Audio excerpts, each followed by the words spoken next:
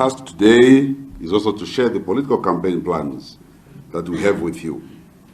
Yesterday, we've successfully filed my nomination papers to run as an independent presidential candidate in the Zimbabwean general election scheduled for the 23rd of August 2023.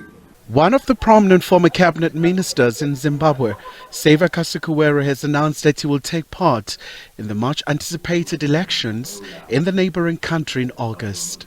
He says he hasn't been able to go to Zimbabwe yet, but he will return and campaign there. I can't campaign from South Africa. Okay. South Africa is not in an election season. In South Africa, we'll have its elections next year. So if I'm going to be invited to come and campaign for some friends or so, well, I'll come and do that.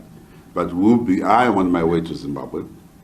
I'm going to be in Harare and visit each and every district in my country.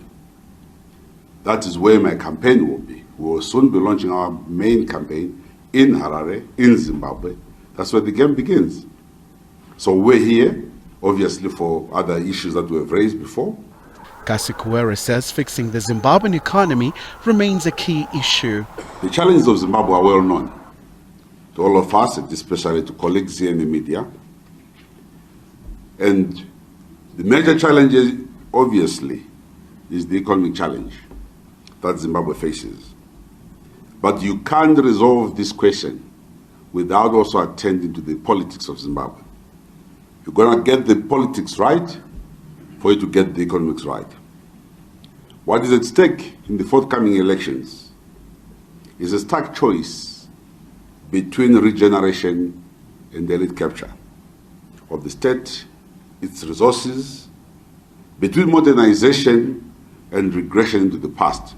He also took swipe at Zimbabwean President Emmerson Mnangagwa, saying he has failed to deliver on the 2018 campaign. In his 2018 campaign, Emmerson Mnangagwa promised to deliver health, care for all. The answer is a failure. He promised to create jobs for the youth. I'm not sure if any one young person has been able to get employed in the past 5 years. He failed. He promised to modernize the railway infrastructure.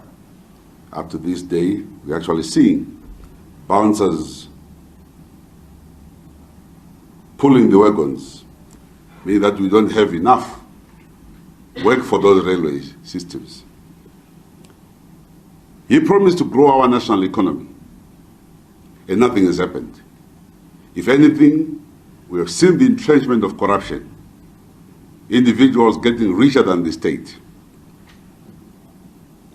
He promised to conduct social and security reforms and facilitate Zimbabwe's re-entry into the committee of the international community. That, again, he has failed. The former Zimbabwean minister further says it's time for new leadership. It's also time we reconciled our people. This binary, the toxicity in our politics, I think enough is enough.